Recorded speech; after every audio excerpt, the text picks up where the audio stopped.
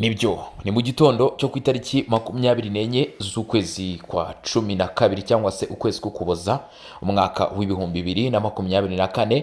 Tuza cyane abavandimwe mwese mudukurikirana muherereye mu bice bigiye bitandukanye, cyane abari mu Burundi, cyane abari muri Uganda, cyane abari muri Tanzania, Kenya, Zambia, Zimbabwe, iyo za Mozambique ndetse n'abari mu bindi bice bigiye bitandukanye mu bihugu bya Afurika, mu karere hose, muri Repubulika Demokarasi ya Kongo, mu Rwanda. Ndabasuje cyane abari muri Leta Zunze Ubumwe za Amerika, ku mugabane w'Uburayi mwese.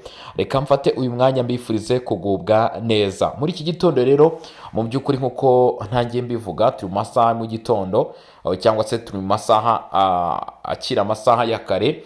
Tugiye kureba cyangwa se tugiye gusuzuma amwe mu makuru angezeho cyangwa se amwe mu makuru yabashije kongeraho mu masaha y'urukerera rwa none ku itariki 24. Ariko aya makuru akaba ashingiye ku byabaye ku munsi w'ejo ku itariki 23, ubwo byari ku munsi wa kabiri w'icyumweru, ubwo mu by'ukuri twarimo dusuzuma cyangwa se tureba uko ibintu byari byifashe nyuma y'imirwano maze amasaha atari makeya, amasaha asaga 48 yumvikana muri Kivu y'Amajyepfo hafi y'ikiyaga cya Tanganyika. Nibwo rero mu bigaragara nk'uko urugamba ruri kuba hano ku butaka bw'uburasirazuba bwa Repubulika Demokarasi ya Kongo umunsi ku wundi rugenda ruhinduka, nk'uko bigenda bigaragara cyangwa se bigaragarira buri umwe wese mu mboni ze, wabishaka utabishaka. Urugamba rugenda ruhinduka rwose kuri kote zose, yaba kote FARDC, kote M23, urabona ko hari impinduka zigenda ziba. Rero kuri uyu munsi rero biteye bite cyangwa se muri iki gitondo biteye bite? Mbere yuko nkwinjiza mu makuru, banza kandi subscribe cyangwa se sabone ku muntu utarabikora. Iyo wamaze kubikora nta kibazo, biba byaramaze kurangira, ntiwongere. Iyo wongeye uba mu by'ukuri uyikuyeho, ahubwo ko utarabikora ni ugomba gukora kuri ako gabuto gatukura, ugakora ku kazogera ka mbere kibanze kuri all notification, ubwo ndavuga ku bakoresha ururimi rw'icyongereza, hanyuma mu by'ukuri ukabasha kujya wibanira natwe 5 kuri 5. Kuba duteze yombi kandi nanone mutarajya muri group yacu ya WhatsApp, songa mbere, link iracyahari. Naho kandi ku bantu mutarakanda like kugeze kuri munota kurikirana iki kiganiro, bikore aka kanya kuko tugiye kwinjira mu makuru akomeye cyane, ubwino buhambaye. Ikindi kintu cy'ingenzi, kubura umukunzi wa Bosco nukandi like nukunyagwa zigahera. Ikindi kintu kandi nanone, mbere yuko dukomeza, mujye mwibuka gutanga ibitekerezo byanyu cyangwa se inyunganizi muri comment. Bitabaye ibyo, shyiramo imitima muri comment ubundi twikomereze.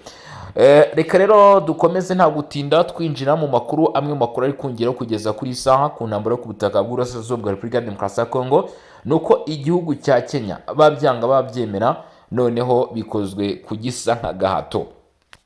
Kubera iki ndimo mvuga gutya ngo bikozwe ku gisa nk'agahato? Iki gihugu cya Kenya Pluto kwa Perezida Dr. Samoei William Ruto ni igihugu cyari kiri mu cyo bita aircraft mu mwaka wa 2022, 2023, Pluto 2023 ahubwo 2024. Aircraft murabizi ko ni ingabo z'akarere ka Afurika y'ibiyaga bigari zari zahoherejwe guhagarika ibikorwa by'umutwe wa 23. Biza kuba ngombwa ko byaje kumenyekana ko bimwe muri ibi bihugu harimo Uganda, Kenya, Burundi na Tanzania, ngira ngo ndakeka bimwe muri ibyo bihugu byari biri kuri front line, byari biri gukorana na adui cyangwa se n'umutwe wa 23 nk'uko bya breakinzwe n'ubutegetsi bwa Kinshasa. Ibyo byatumye aircraft yirukanwa.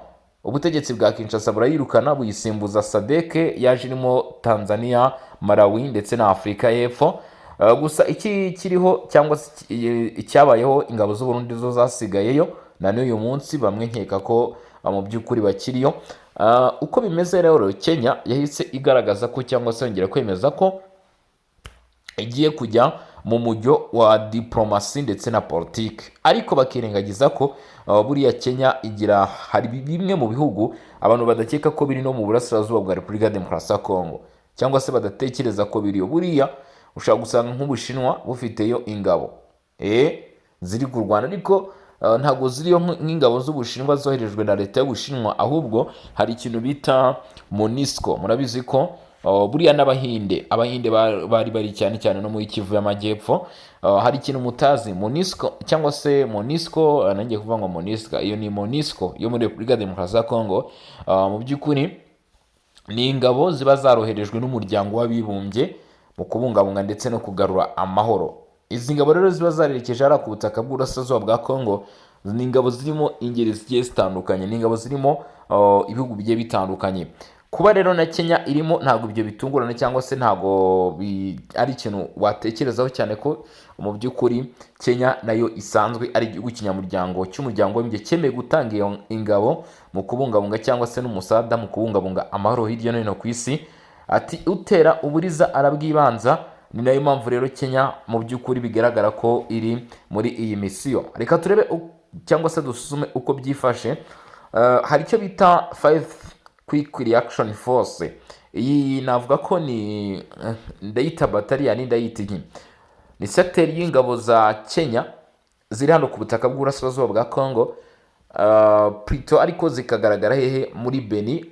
Kugeza uyu munsi impamvu ibintu nza kubihuza n'iyi ntambara iri kuba muri Kivu y'Amajyepfo ndetse no muri Kivu y'Amajyaruguru, kuko Beni ni kimwe mu ntara mu by'ukuri plutôt ni kimwe mu turere navuga ko tubarizwa muri Kivu y'Amajyaruguru. Beni ariko ntabwo irageramo izi nyeshyamba z'umutwe wa M23. Mbere na mbere murabizi ko umujyi wa Goma, uyu mujyi wa Goma warimo ibiro by'intara cyangwa se plutôt niho hayoborerwaga iki, niho hayoborerwaga iyi ntara ya Kivu y'Amajyaruguru. Ndavuga mu mujyi wa Goma hari aho bita Peter Chirimwami Nkuba, uyu muramuzi rero nyakwigendera. Hanyuma rero ikintu cyaje kubaho ubwo inyeshyamba z'umujyi plutôt inyeshyamba z'umutwe wa 23 mu ntangiriro z'uyu mwaka w'ibihumbi 2025 bageraga muri uyu mujyi, byaje kuba ngombwa ko ubuyobozi bw'intara ya Kivu y'Amajyaruguru bwimurirwa muri Beni buhabwa wita General Major Somo Kakule. Ni nawe unayoboye mu by'ukuri aka gace ka gisirikare, ni 33 Region Militaire, nibyo hafi aho ngaho. Reka tunyarukire rero kuri aya makuru, tureke kugaruka kuri ibyo cyane, ahubwo nkubwire iby'aya makuru. Ni ukuvuga ngo umuyobozi uhagarariye icyo bita Quick Reaction Force, ndaza kucyita KNKF, Quick Reaction Force. Iyo KN cyangwa se KN turi kuvuga ni Kenya, then wagera kuri KRF ikaba Quick Reaction Force. Nkuko bigaragara ihagarariwe n'ubita Lieutenant Colonel Celestin Papa, umuyobozi w'ingabo za Kenya zigize iyi 5 Quick Reaction Force, niwe uziyoboye. Hari impamvu rero ndimo kubigarukaho, hari impamvu ndimo kubivugaho. Impamvu ya mbere y'ingenzi ni uko aba baje guhura aba banyakenya baje guhura imbona nkubone, bahana ibiganza, bahana imisaya. Indamukanyo yaje kubaho hagati mu by'ukuri ya Kenya, izi ngabo za Kenya, ndetse si izi ngabo za Kenya gusa zaje guhura n'igisirikare cya leta ya Congo FARDC hano muri utu duce. Reka twimatature nkubwire uko ibintu byari bihagaze cyangwa se uko ibintu byari byifashe akantu ku kandi. Iyi Quick Reaction Force, Kenyan Quick Reaction Force, ni ingabo zoherejwe mu butumwa bwa Loni bwo kugarura amahoro muri Repubulika ya Demokarasi ya Congo, ari nabyo naje kukubwira cyangwa se naje kugenda gusobanurira, bita MONUSCO. Iyi MONUSCO rero iherutse kongererwa urugendo rungana na manda y'umwaka wose. Ku itariki 20 z'uku kwezi k'Ukuboza, ubwo hashize iminsi ngahe 4, ku itariki 20 ubwo no kwani kwa gatandatu, inama yari yabaye ku itariki 19 ni Beijing, iki itwa UNC, United Nations Security Council.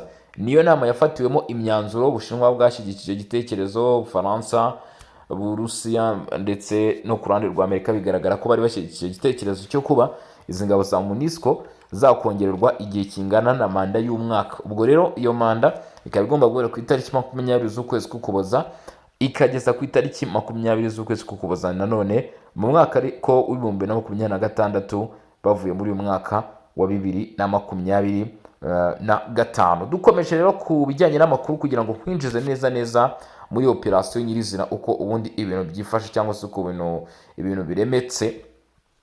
Ahangaha MONUSCO mu by'ukuri uwo bita uyu mugabo Lieutenant Colonel Celestin Papa uyoboye icyo bita KRF cyangwa se Kenya Quick Reaction Force, mu by'ukuri akaba aherutse kugira uruzinduko rw'akazi aho bita Oika mu gace ka Beni.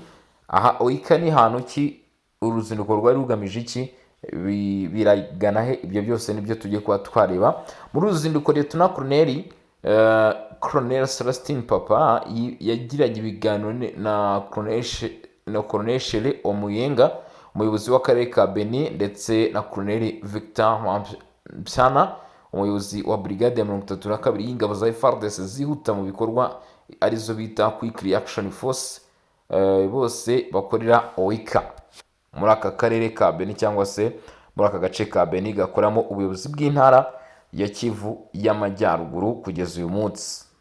Hari ibitekerezo abenshi batanga kuri intambara iri kuba mu burasirazuba bwa Repubulika Iharanira Demokarasi ya Kongo, ku buryo bwo kuyirangiza, uburyo bwo gukorana hagati y'ibihugu byombi, ariko ukuza kw'ibihugu bimwe na bimwe bigaragara ko mu by'ukuri ari indi ntambwe ikenewe cyane mu gushyigikira Repubulika ya Demokarasi ya Kongo ko byagiye byifuzwa.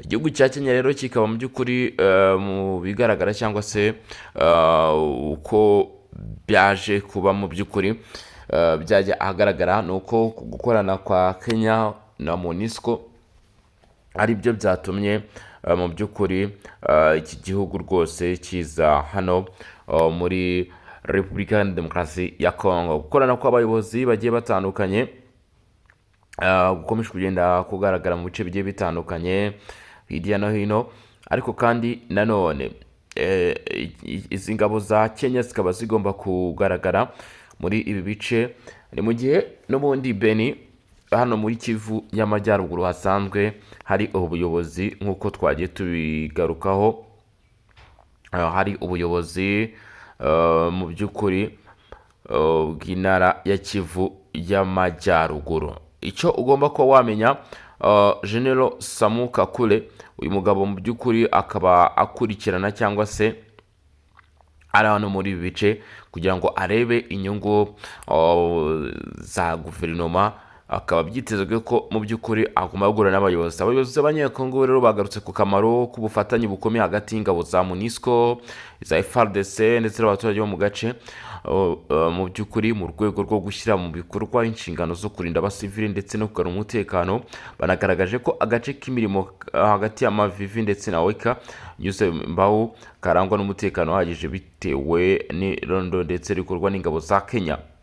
Urumva ko Kenya mu by'ukuri iyi Quick Reaction Force ifite akamaro gakomeye cyane cyangwa se izwiho gukora ibikorwa byiza. Lieutenant Colonel Papa yashimangiye ko ingabo ayoboye zizakomeza kubaka umubano mwiza n'abaturage, agaragaza ko ubwo bufatanye ari inkingi y'ingenzi mu gutsinda inshingano zose z'umutekano. Ibiganiro byombi byagaragaje intego zihuriweho, aho abayobozi ba FARDC bashimiye iyi KNKRF cyangwa se Kenya Quick Reaction Force ku buryo ikora ibikorwa byayo ndetse n'uruhare rwayo mu gukumira ibyago by'umutekano no kubungabunga amahoro mu gace kazwiho kuba karahoraga kibasirwa n'ubwoba buturuka ku bibazo by'umutekano muke.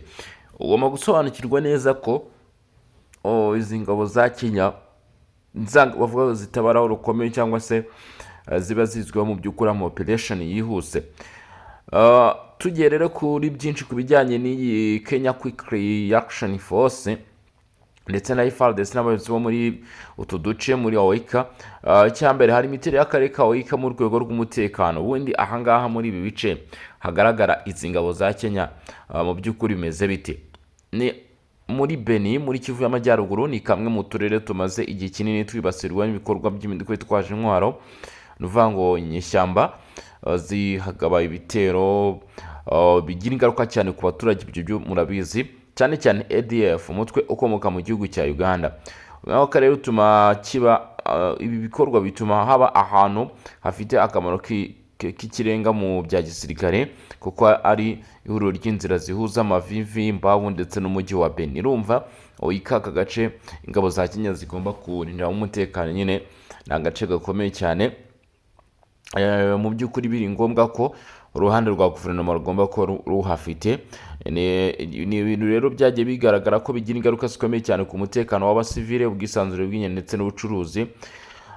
Hari uruhare rw'izi ngabo rero za Kenya mu kurinda isura y'umutekano. Ingabo za Kenya zigize icyo bita KRF cyangwa se Kenya Quick Reaction Force brigade ya 5 zashyizwe muri aka gace mu rwego rwo kwihutira gutabara aho umutekano uhungabanye no gufasha igisirikare cya leta ya Kongo FARDC mu bikorwa byo gukumira ndetse no gusenya imitwe itwaje intwaro. Ibyavuzwe n'abayobozi b'Abanyekongo ku agace ka Mavivi ugana OICA kugeza uyu munsi kari kurangwamo ituze, bigaragaza ko mu by'ukuri izi ngabo zigenda zikora irondo bigira umusaruro, rifite uruhare rugaragara mu gukumira ibitero ndetse no guha abaturage icyizere cy'umutekano, ni ukuvuga ibikorwa babasha kuba bakorera muri aka gace bigira ingaruka nziza.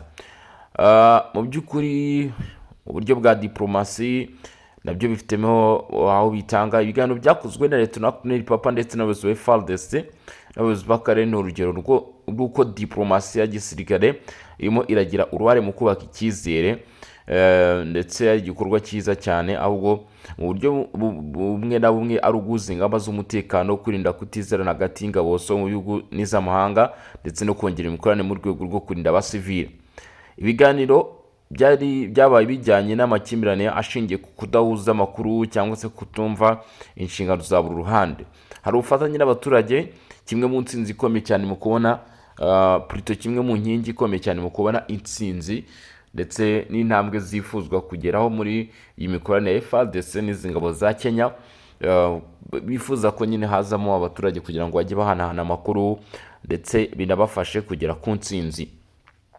No gushimangira ko izi ngabo za Kenya zizakomeza gukorana n'abaturage bifite igisobanuro gikomeye mu karere nka Benin. Amakuru aturuka ku baturage ni ingenzi mu gutahura imigambi y'imitwe yitwaje intwaro ikora muri utu duce. Iyo abaturage bagize icyizere ku ngabo za MONUSCO, bigira uruhare rufatika mu gutanga amakuru, byongera ubushobozi bwo gukumira ibitero imbere y'uko biba, kuko buriya abaturage bivuga ko hano muri utu duce rwose ngo babasha kubona amakuru menshi cyane, bityo iyo babashije kuyatanga naho bakeka hashobora kuba haza ikibazo, bituma mu by'ukuri babasha kugera ku ntsinzi.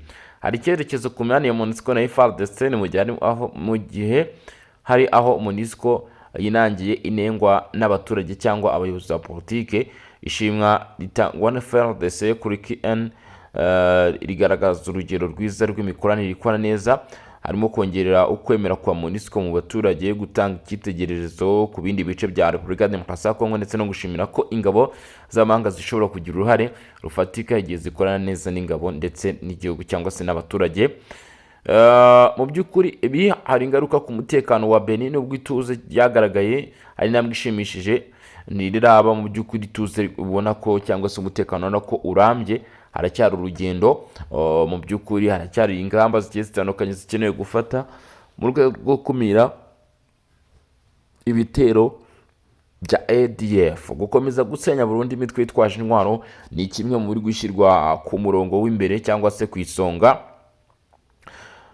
Gushimira ubuyobozi bw'igihugu mu bice byari byarazahajwe n'umutekano muke ndetse no guteza imbere imibereho y'abaturage, ibi byose biri mu bituma mu by'ukuri utu duce tubasha kuba twabonamo umutekano. Uruzinduko rwa Leta Colonel Celestin Papa hano muri OICAS ni igikorwa gisanzwe cy'ubutegetsi bwa gisirikare, ariko bikaba n'ikimenyetso cy'ingamba zinoze zishingiye ku bufatanye, icyizere n'imikoranire mu gice nk'iki ngiki gifite amateka akomeye cyane, ndetse hagati ya Repubulika ya Demokarasi ya Kongo n'igihugu cya Kenya. Izi ngabo zari zabashije kugera aha ngaha, mu by'ukuri byongeye gushimangira ko mu by'ukuri ibihugu by'akarere harimo ubufatanye, harimo imikoranire, harimo gukorana neza, bituma mu by'ukuri aka karere ka Afurika y'ibiyaga bigari kagomba kuba mu by'ukuri kabasha kubona intsinzi ku bijyanye n'umutekano. By'umwihariko rero Repubulika ya Demokarasi ya Kongo gukorana gutya bigaragaza ko ari imwe mu ntambwe zikomeye cyane mu by'ukuri zo kubageza ku ntsinzi cyangwa se zo gutuma mu by'ukuri amahoro n'umutekano bibasha mu by'ukuri kuba byaboneka. Bibasha kuba byaboneka ko nk'ubu ngubu hano muri aka gace ka Oika amakuru agenda aturukayo, cyangwa se mu by'ukuri amakuru dukesha abaturage, amakuru dukesha ibitangazamakuru yakomeje kugenda yerekana cyangwa se agaragaza rwose ko mu by'ukuri abaturage ahangaha bari barazahajwe cyangwa se bari bararembejwe ku buryo bukomeye cyane ndetse butanashidikanywaho n'ibitero bya ADF. Ariko kuri ubu ngubu binyuze muri izi ngabo za Kenya Quick Reaction Force nimero 5 bikomeje kugenda bigaragara ko hari umusaruro umaze kugerwaho, hari intambwe imaze guterwa, mu by'ukuri hari ibyagezweho mu gukumira ibyo bitero. Hakaba rero mu by'ukuri hasabwa ko hakomeza kugenda habaho gukorana hagati y'izi ngabo FARDC ndetse n'abaturage nka kimwe mu bimenyetso bigaragaza ko mu by'ukuri imikoranire cyangwa se kimwe mu bimenyetso byamaze kugaragaza ko gukorana hagati y'ingabo ari intambwe ikomeye ibasha gutuma habaho kugera ku ntsinzi. Mwabantu mwe, reka rero mbashimire cyane, mbabwire ni mwakoze kudukurikirana, mwakoze kubana natwe, mwakoze mu by'ukuri ni by'agaciro kandi by'ingenzi. Turaza gukomeza dukurikirana andi makuru agiye atandukanye tureba uko byifashe rero aho muri mu bice bigiye bitandukanye. Mbararikire gukomeza kudukurikirana, mbararikire gukomeza kubana natwe. Ubwo reka mu by'ukuri dufate aka kanya tube tusubikiye ahangaha.